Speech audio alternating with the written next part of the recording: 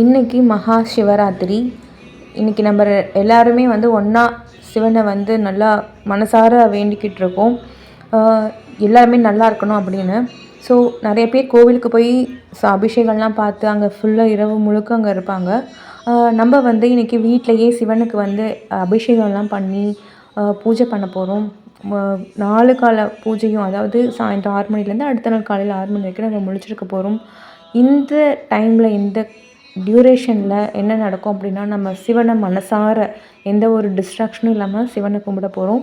And அது மட்டும் இல்லாமல் நம்மளை பற்றின நமக்கான ஒரு தெளிவு, நம்ம மனசுக்குள்ளே இருக்கக்கூடிய அந்த நெகட்டிவான ஃபீலிங்ஸ், இமோஷன்ஸ் அது எல்லாமே சிவனை ஃபுல்லாக நம்ம மனசுக்குள்ளே கொண்டு நிலைநிறுத்தும் போது அது எல்லாமே தன்னால் போயிடும்.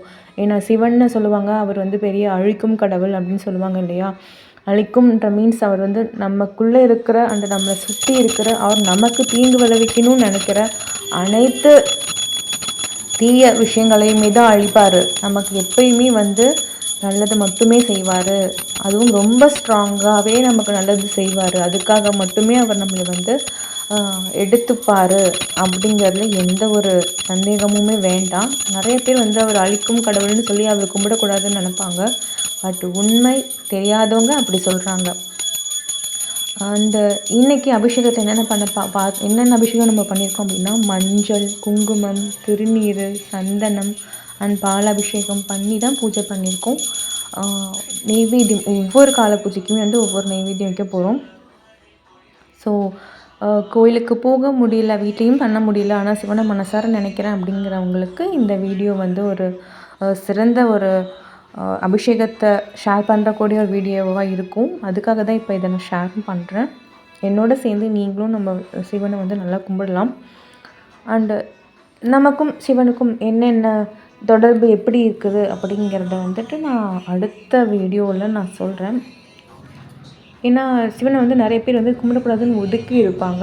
அது உண்மையாக என்ன ரீசன் அப்படின்னா, அவர் தான் நம்மளை விட்டு அவர்கிட்டேருந்து நம்மளை தான் தள்ளி வச்சிட்ருக்கிறார். நம்ம அவரை தள்ளி வைக்கல.